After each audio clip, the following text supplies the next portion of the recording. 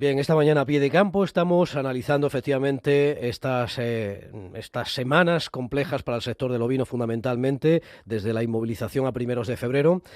Y hablamos a esta hora con el ministro de Agricultura, don Luis Planas. Muy buenos días. Muy buenos días. Encantado de estar en su programa. Además, decimos a los oyentes que esta entrevista la pueden ver porque efectivamente se está realizando desde el estudio, el Visual Studio que tenemos en la Radio Pública de Castilla-La Mancha, y la conexión también pueden seguirla por el enlace a través de nuestra aplicación. Ministro, esta semana ustedes han aprobado ese Real Decreto con ayudas a la reposición del ganado, pero antes de entrar en los detalles de esa ayuda, me gustaría preguntarle qué ha fallado para que una enfermedad como la viruela ovina y caprina haya reaparecido en nuestro país después de más de 50 años erradicada. ¿Tienen pensado revisar los controles, por ejemplo, de importación, teniendo en cuenta que saltó a Granada y de Granada a la provincia de Cuenca? Bueno, yo creo que hay que empezar por el final. Yo creo que la buena noticia es que la hayamos detectado y efectivamente que hayamos sido capaces nuestros servicios de sanidad animal, los de las comunidades autónomas y posteriormente, lógicamente, el Gobierno de España y la comunicación que hemos hecho a la Comisión Europea y a la Organización Internacional de Sanidad Animal, de haber detectado, de haber lógicamente tomado las medidas correspondientes y haber conseguido controlar esta enfermedad. ¿Cómo se puede haber producido este contagio? Es difícil saberlo a estas circunstancias. Creo que deberemos completar una investigación que deberán llevar a cabo tanto los servicios de la Comunidad Autónoma de Andalucía, la Junta de Andalucía, como la Junta de Comunidades de Castilla-La Mancha. Colaboraremos con ellos e intentaremos averiguar de dónde se produjo efectivamente este foco originario, que como usted muy bien decía, se trata de una enfermedad animal que no existía en España desde prácticamente 1968 y que desde luego también, hay que decirlo de entrada, no afecta a la salud humana, pero sí de una forma muy importante, como hemos visto, a nuestros ganaderos y a nuestro sector ovino y caprino. Le preguntaba por si tenían pensado extremar los controles de importación, teniendo en cuenta que en países terceros, países árabes fundamentalmente, esta enfermedad es endémica y supuestamente con el movimiento de animales quizá pudiera tener origen ahí, eso es lo que se investigará, pero no sé si esta situación que vive ahora mismo el sector y que ha puesto en riesgo incluso el estatus libre de exportación de nuestro país, pues hace conveniente revisar precisamente esos controles.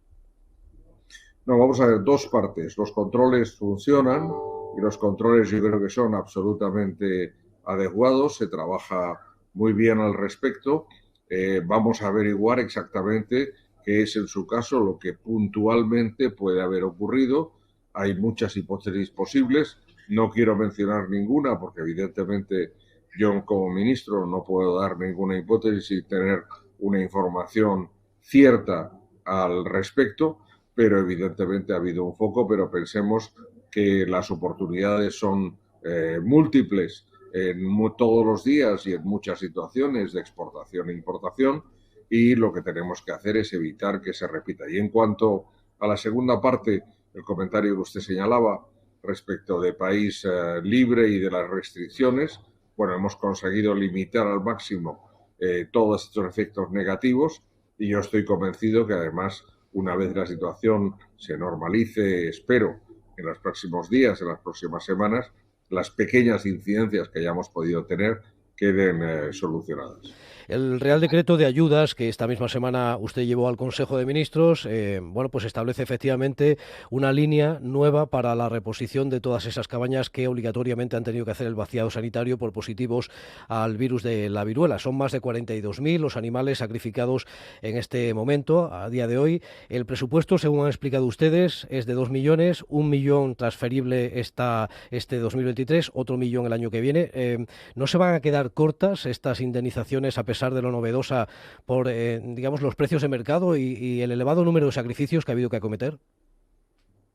Bueno, yo creo que hay que empezar también aquí por el principio. Hemos efectivamente se han tenido que producir un vaciamiento sanitario, un vaciado sanitario que supone la eliminación de rebaños enteros, lo cual es no solo un coste económico, sino yo diría que evidentemente, pues a nuestros ganaderos les afecta empresarialmente, pero también moralmente, y yo me siento totalmente a su lado. Comprendo que es una situación dramática para cualquier ganadero, para una situación donde efectivamente tiene que sacrificar su ganado. Ahí tanto el gobierno de España como las comunidades autónomas a 50% indemnizamos de acuerdo con unos baremos, y yo creo que la decisión que ha tomado el gobierno de España es una decisión muy valiente y novedosa, ir más allá de los baremos de indemnización para poder compensar la diferencia que hay entre la situación de la indemnización por el sacrificio y el posterior desplazamiento y transporte de los cadáveres y su destrucción, y la reposición efectiva de las cabezas de ganado. Es la primera vez, según recuerdo bien, que se hace una práctica así.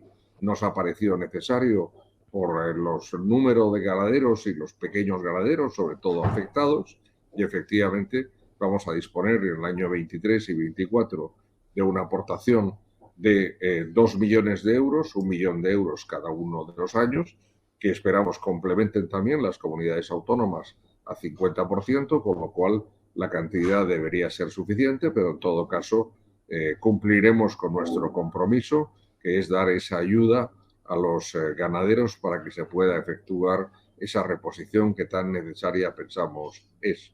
Aunque a día de hoy no ha habido más casos, y esto es una buena noticia, esa partida está abierta por parte del Ministerio. Se lo pregunto porque aquí, por ejemplo, organizaciones como Asaja dicen que las pérdidas generadas por los sacrificios y toda la situación de inmovilización se elevan a casi 26 millones de euros. Hay una diferencia sustancial entre un cálculo y el de ustedes en este momento. Bueno, estamos en contacto con las comunidades autónomas y estamos viendo efectivamente cuál es la situación en función del número de ejemplares que han sido sacrificados. En el caso de Castilla-La Mancha, me consta, han sido 42.600 cabezas las que han sido sacrificadas, y también en el caso de Andalucía, que han sido aproximadamente unas 3.000 más.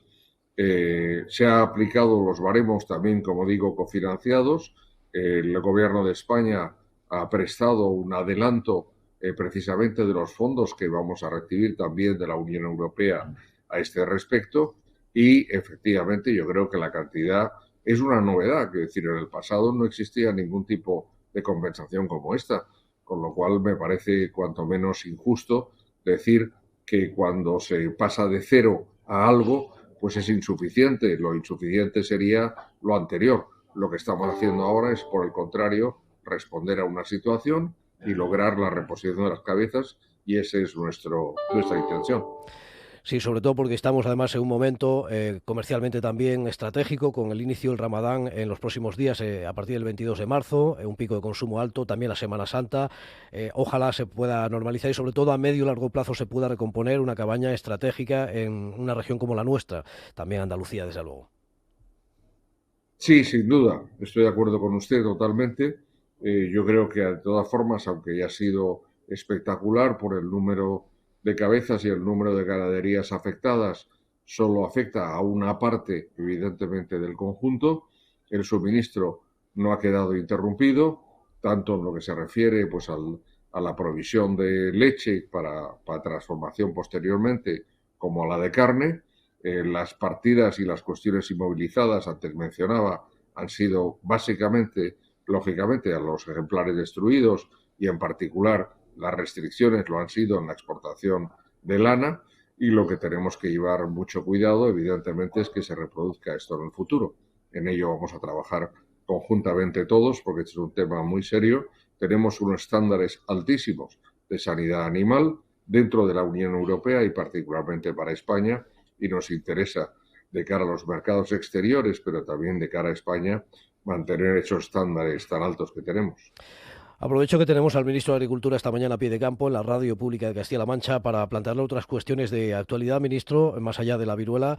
El jueves, apicultores de todo el país reclamaron a las puertas de su ministerio en Madrid un plan de rescate con ayudas directas, el etiquetado que la Unión Europea parece que se resiste a establecer para marcar el origen de esas mieles que tanto daño hacen desde el plano también comercial. ¿Tiene alguna solución en este momento, alguna respuesta para estas peticiones? Bueno, yo creo que las reuniones que se han mantenido con el sector, que han sido numerosas por parte del Ministerio, han permitido mostrar un camino. De hecho, las reuniones anteriores a esta manifestación que se produjo el otro día en Madrid habían llegado ya a una conclusión. La conclusión es muy sencilla. Tenemos, por un lado, una cantidad superior de financiación con cargo a la política agrícola común. El programa específico que disponemos para apicultura ha aumentado sustantivamente sus fondos. Estamos en este momento esperando de la Comisión Europea las propuestas en materia de etiquetado frontal, pero evidentemente lo que no conseguimos en su día, porque no autorizó la Comisión Europea, esperamos obtenerlo ahora, es decir, poder indicar no solo el origen geográfico, sino, como usted decía, el porcentaje.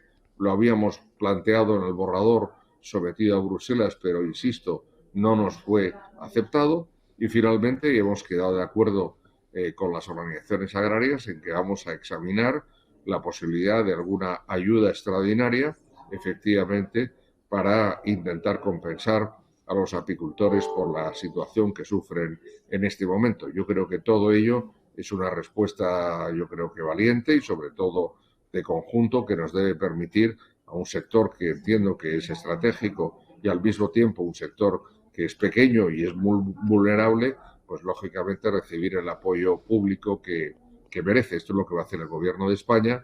Espero que también las comunidades autónomas contribuyan a ello.